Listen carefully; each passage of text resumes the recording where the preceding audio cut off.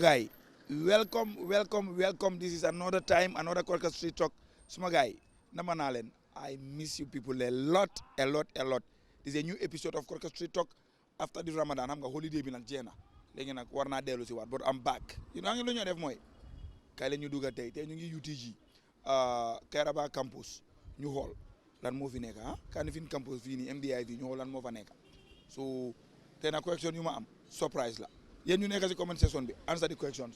Su ba leen ko waree ngeen answer ko kay am na nemen paako yu nekk ci moto bi fii. Teres kay suma njako bu ndaw. Assalamu alaikum. My brother, how are you? What is your name? Molami. Yeah. Are you not in school today? No, we are in Interhouse. Interhouse, where? In Imam Malik. Huh? Imam Malik. Imam Malik? Yeah. Oh, okay. Where are you having your sport day or something? Where? I'm having the boats here. Yeah. I mean, today, but we lost. You lose? Yeah. Okay. I have a question for you. Okay. What is the difference between a country and come? What the heck? What is the difference between a country and a republic? I don't know. What is the difference between a government and a state? Nope. Huh? I don't know. No. You don't know the difference? Yeah. Okay. Thank you so much. All right. What is your name, my brother? Musa. Samasa. Sanusi. Samasa. Samasa. From where? Westfield. New Jersey. What is the difference between a country and a state? State is field. Right. Wa bul yaane so laaje Naka nga tudd? Musa. Waaw. Musa. Waaw. Ñaata suura ñoo nekk ci Quran bi? Ñaata sura? Waaw. Ñaata sura? 114. 114. Ban suura moo njëkk a wàcca? Mo so Iqra. Iqra. Iqra. Waaw. Fan la wàcce? Fan la wàcce? Makka. Are you sure? I am so, yeah. Are you sure? Yes. Are you sure? I'm so. Kon léegi suura bi jàngal ma ko ma dégg. أعوذ بالله من الشيطان الرجيم بسم الله الرحمن الرحيم اقرأ باسم ربك الذي خلق خلق الإنسان من علق اقرأ وربك الأكرم الذي علم بالقلم علم الإنسان ما لم يعلم كلا إن الإنسان ليطغى أن رآه استغنى إن إلى ربك الرجعى أرأيت الذي ينهى عبدا إذا صلى أرأيت إن كان على الهدى أو أمر بالتقوى أرأيت إن كذب وتولى ألم يعلم بأن الله يرى كلا لئن لم ينته لنسفعا بالناصية ناصية كاذبة خاطئة فليدع ناديه سندع الزبانية كلا لا تطعه واسجد واقترب. Allah la no yo jambar nga stanga. Joma dana ma lekka. No yo lekka nga be pare. Yo bati yalla kay ku ko wax mom. Lekka na be pare. Wow, thanks man. Thank you so much. All right. Da nga jàng. Kon kay yo ra jàngal ma diga. Yo ban nga mun jàngal. Man dama mokal yëpp. Da nga mokal yëpp. Waaw léegi jàngal ma asir. سورة العصر أعوذ بالله من الشيطان الرجيم بسم الله الرحمن الرحيم والعصر إن الإنسان لفي خسر إلا الذين آمنوا وعملوا الصالحات وتواصوا بالحق وتواصوا بالصبر. صدق الله العظيم. لكن سورة الأسر فلا واجه. سورة العصر مكة لم واجه. مكية ولا مدينة؟ مكية. How sure of you? I'm sure, 100% sure. Munga ko translate. Like translation. Translation. Surah al-Ashr. Munga tafsir wa. Like non comme nu ngi koy tafsiré comme ñu ne wala asr même comme yàlla dafa lifin comme naka how to call it waat waaw dafa waat comme lifin time waaw comme innal insana comme am na yeneen ñi ñu xamante ni la fi xuus comme ñooñu comme gars yi dañ luus comme si luus la gars yi nekk si perdi waaw illa alladina amul comme ba mu des comme ñu xamante ni comme den gom yàlla wa amilu salihat te gagné waaw te gagné lifin wa comme gars yi waxante dëgg tamit comme gars yi waaw wata waasoo bil haqqi comme gars yi toppa lifin bi dëgg waaw wata waasoo bi saw ak lifin patient waaw so léegi lan nga wax si youth si nga xam ne they are not patient because wal asr is all about patient comme youth yoo xamante ne comme nit moom gañ nga lifin le comme dara su la jotee comme nga wax comme nit dem na baak wi nii wala ay nii nga ne koy seey dem na ba man tam ma dem comme nu ngi koy waxee le qaddara Allah wa ma sha'a fa'ala yàlla dafa ndogal lu nekk te moom moo xam lu tax mu def ko so dara su la jotee bul wax su ma defoon nii comme nii la ay su ma defee nii comme waxoon na ko si Quran bi sax comme nit mun na mooy nekk comme mu lekk dara loo xamante ne du ko njëriñ waaye nga xeet loo xamante ne tamit moo leen njëriñ waaw comme nit ko xamante ne nga am péché comme nga look for your future comme xam nga lu la dal si gannaaw moom kay comme nga xam ne yàlla moo ko dogal nag jërëjëf waaw thanks masha Allah thank you so much all right boy senior man naka Jawale. boy yaa tudd naka Ilyas. ah Ilyas. waaw yow foo dëkk Ilyas Fajara. yaa ngi man school Imam Malik. waaw ban saar nga mun a jàngal ban saar nga mun a jàngal mun naa soor Ikhlas. waaw Ikhlas yow suura yooyu noonu sori wuñ amma ok léegi man ma taanal la jàngal ma falak أعوذ بالله من الشيطان الرجيم بسم الله الرحمن الرحيم قل أعوذ برب الفلق من شر ما خلق ومن شر غاسق إذا وقب ومن شر النفاثات في العقد ومن شر حاسد إذا حسد léegi mun nga ma translatal falak wala aka anguloo foofu aguma foofu ñaata saar ñoo nekk si Quran bi ñaata saar ñoo nekk si alquran bi Bakara benn raas 114 114 are you sure yes ban moo njëkk a wàcca si 114 yooyu iqra naam lu tax ikra mu wàcca Jibril loola yaata Muhammad sallallahu alayhi wa sallam ikra fu mu wàccee Makka wala Medina Makka si naka la nekkee Makka I don't know makkiyatun la wala madinatun makkiyatun la wala madinatun makkiyatun hello asalaamaaleykum nakam maa ngi fay si loo nekk maa ngi fay maa ngi fay nanga tudd nga ne Alimatu loo dee studies you teach journalism what is the difference between a state and a country hey why you teaching nag hello hi how are you what is your name boy yaa nga def lu yaaga boy gis na lii time boobu noonu ñu de assemblée ñu de wax yëpp li leen dee bindal bro yow ana boy head boy nga woon you were a head boy right no ji nga ñu daan binda nit yi seen tur yëpp si classe bi nii leen ko daan defee loolu moo tax kay that's why you are practicing yaa ngi gul yaa nanga Algasim nanga ba yow anka musi dong Algasim what is the difference between a country and a state man maa tudd Baboucar Sima waaw loo nekk def fii man maa ngi study loo nekk di study planning and design waaw ok loo bëgg a design si wall bi after man lu ma bëgg a design mooy infrastructural development yi nga xam ne dafa develop country bi waaw then what is the difference between a country and a state a country and a state a country and a state waaw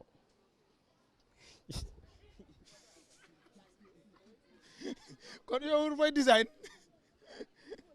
sis hello how are you come on Bulda, you're looking so beautiful she can answer she's good she's very smart I'm not smart anybody with eyeglasses they are smart because of they pay to see how are you I'm fine what is your name Esther Payne Esther okay Esther what are you studying law hey okay you are studying law right what's the difference between a state and a government or a state and a country what is the difference state and a country or state and a government? Both.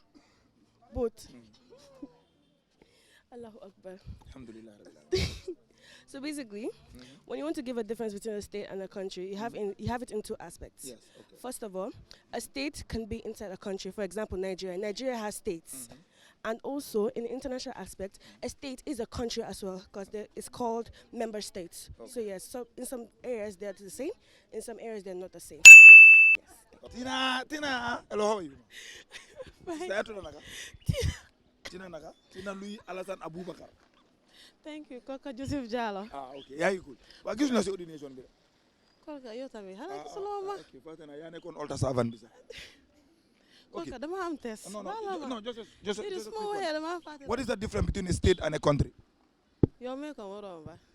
You can find a state within a country. That's simple. What is the difference between a government and a state?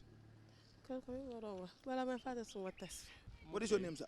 My name is Joshua. Joshua, are you a student here? Yes. What are you studying? I'm studying law. Law. Yes. What is the difference between a state and a country?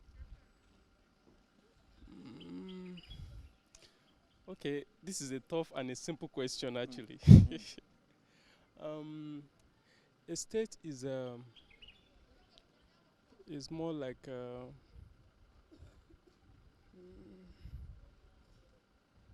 come on. Street talk is back. Suma guy. Holal, this time nak duma balal ken dok rek. Ni rek paka la amé. Fo ngeen xam lu xew ci dikal. Hello, assalamu alaikum. Senior man, how are you? What is your name, sir? Mohammed. Mohammed Bah. Mohammed Bah. Yes. Okay. Mohammed. Are you a student here? Yes, I What are you but studying? you are the What are you studying? I'm studying law. Law. What is the difference between a state and a country? Oh, that's a difficult question for me. I can't answer that. What is your name, sir? Desmond. Desmond. Okay, Desmond. What are you studying? Law. Law. Yeah. What is the difference between a state and a country? Huh? What is the difference between a state and a country? A state and a country. To me, there's no difference. Yeah. What is the difference between a government and a state? Why are you asking me all this? I just want to. Right now, I'm not. Yeah. What's belong to you, but people use it the most? God, I beg my name now. Your name now. Desmond, my name now. What is your name? This is simple. I'm Ibrahim. Ibrahim. Yeah, Kamara. Ibrahim, what are you studying here? I'm doing journalism. Journalism and digital media. And digital media, exactly. Okay. Yes. Okay. Now, what is the difference between a state and a country? A state and a country, right? Yes. This is impromptu question, though. Like I'm on the spot. A state actually You are means studying how to put people in the sport. in the sport. And now you want to run away from being in the sport. No, I'm not running away from being in the sport, but right now I have a test, at hand. So like, I'm not prepared for this. Yes, I have a test. Now, just a simple one. Yeah. What is the difference between a government and a state? State-owned and government-owned. What is the difference? The state owned And government. and a government. Yes. Okay, a government is let's say is empowered by the constitution and carry out the administrations of a particular county. How about state? A state, Okay. Just a simple last question. Simple last question. What do you what belongs to you, but people use it the most? My name. Thank you. Yeah, good. Hello, Madam Journalist. How are you? Why do you want to be a journalist? Am I studying journalism? Okay. Thank you. What are you studying? I'm studying journalism, of course. Okay. Yeah. Why are you studying journalism? It's a passion for me. I like, You want to be a journalist? yeah, one day. Yes. Why do you want to be a journalist? I just love it. I want to help people, Yeah. Okay. You want to be the voice for the voiceless. Yes, as they say. Okay. What is the difference between a state and a country? State and a country. I don't know. What is the difference between a government and a state? A government and a state.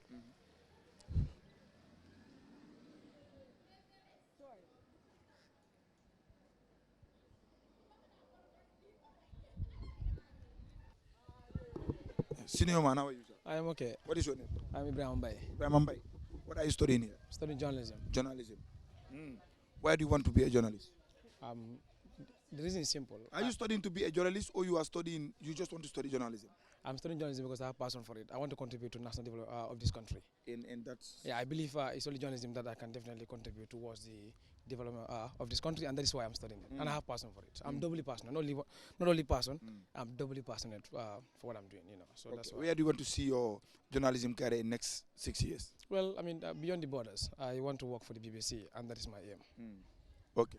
Now, what is the difference between a government and a state?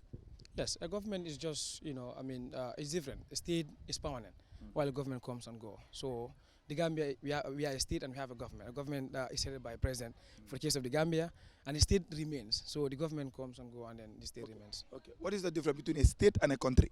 It depends on the context. For example, in Nigeria, we have a country in Nigeria, and we have states in Nigeria. Okay. So for that case, a state, a country, is the general, entity. While the state, we have, you can have a country while you have different states within the country. Okay. Yeah, absolutely. Okay. Yeah. Now, my last question is, what belongs to you? People use it the most. Can you repeat that? What belongs to you, but people use it the most? What belongs to me? People use it the most. I mean, in what context? It belongs to you. What belongs to me personally? Yes. I mean, I think. I mean, that is everything. Yeah, that is everything. Yes. Everything must belong to you. People use it the most. Yeah, your school back. What is your name? My name is Aissatou Bella Jallo. Aissatou Bella Jallo. Aissatou Bella Jallo. Do you know that song? I really do. Do you know how to sing it? Yeah, I do. Do you know who is the artist who sing it? Who sang it? Yeah, Binta Lali. Binta Lali. Okay, Binta Lali. Kina Safan. Okay. Now, what are you studying here? Law. Law. Yeah. Okay. What is the difference between a state and a country?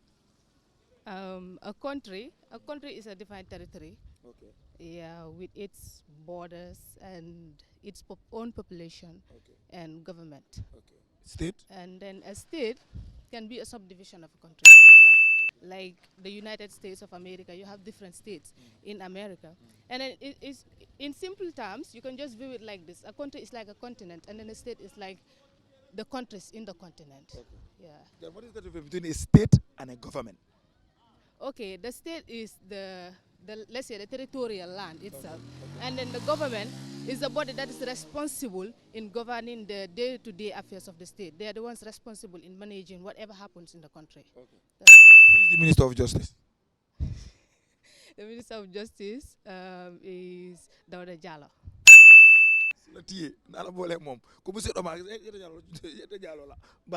Thank you. What is the difference between a state and a government? What is the difference between a government and a state? Arm of government. Masakunda. Yes. And state. Masakunda wala banko ko defo la ko bela.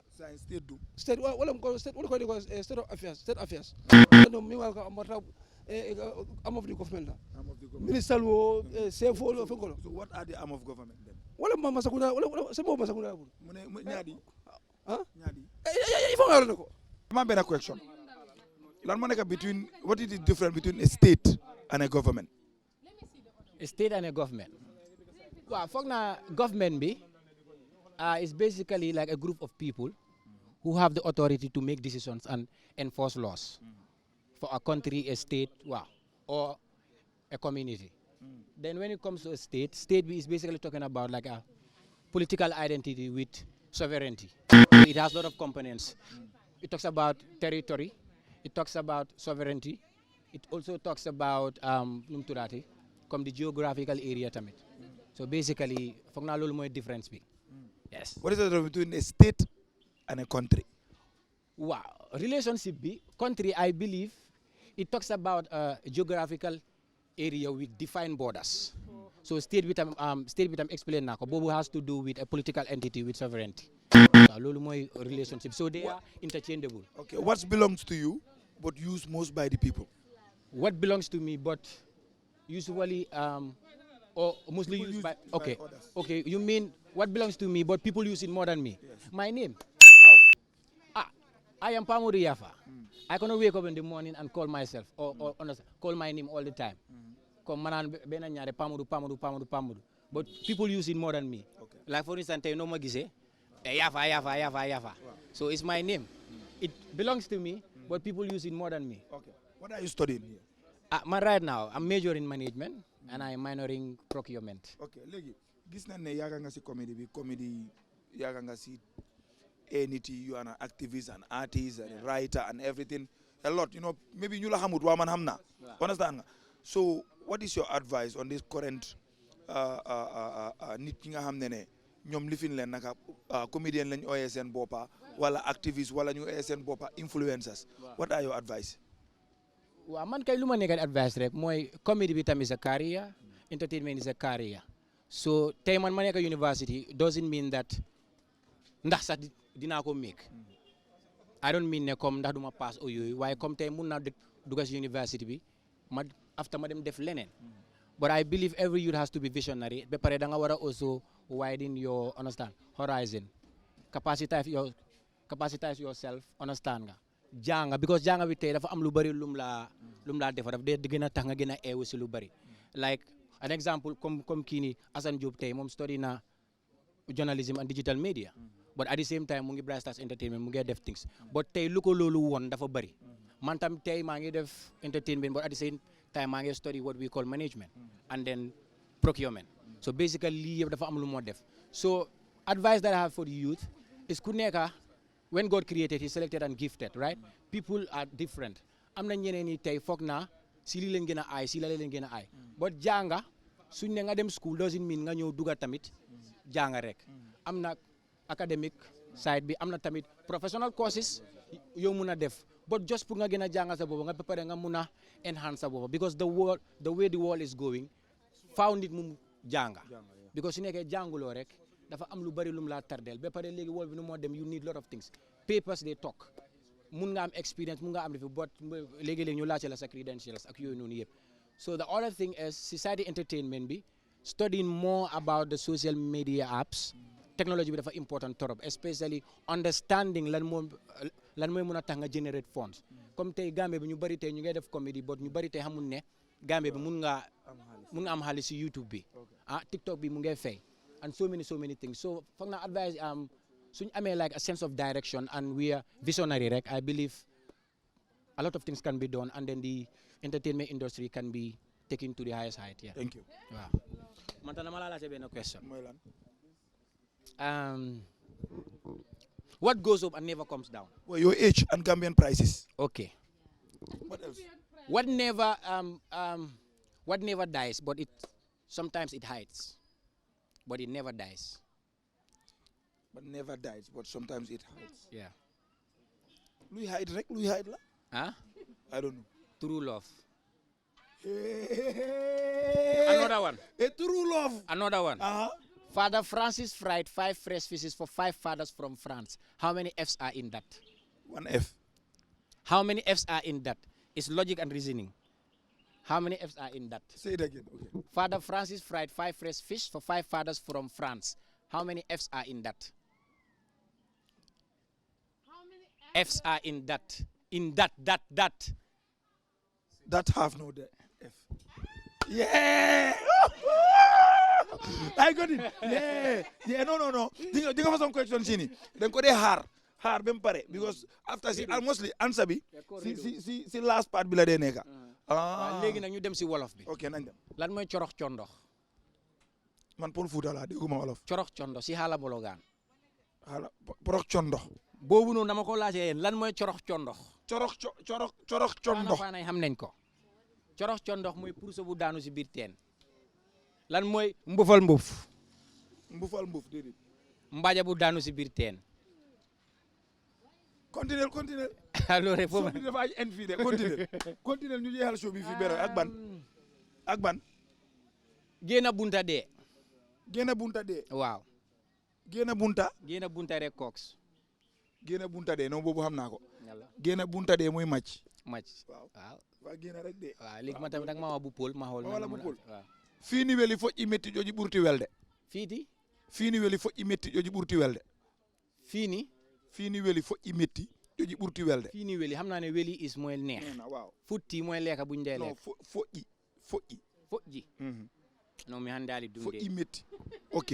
Fii ni moo nekk comme garab si naree am doom nii daf di njëkk a génnee those flower thing foofu fii nii mooy time booy lekka loolu nee na waa si ñëwee ba mu am doom yu ndaw neewut yoji ɓurti welde si ñoree ba mu dëgër daf dee gën a nee soo ko boolee ñetta yooyu noonu yëpp mooy ganaar nen bi soo ko fraayee nee na waa si ñëwee ba mu toj mu nekk cik nga xam ne daan jaay ganaar mu nekk cik yu ndaw booba nga neewut waa si ponkale sarakule dañ ci dee resen booba suma gaay soo bi nag fii la moo jeexee waaw mooy lan gaata njool ñuul xees bari yuut foofu bàyyee naa leen ko gaata njool ñuul xees bari yuut gaata njool ñuul xees bari yuut boobu no gangstay nañ ko ansa ana sagal bàyyee naa ko gangstay gaata xees ñuul ñaaw bari yuut gaata xees ñuul ñaaw bari yuut xama dee la ko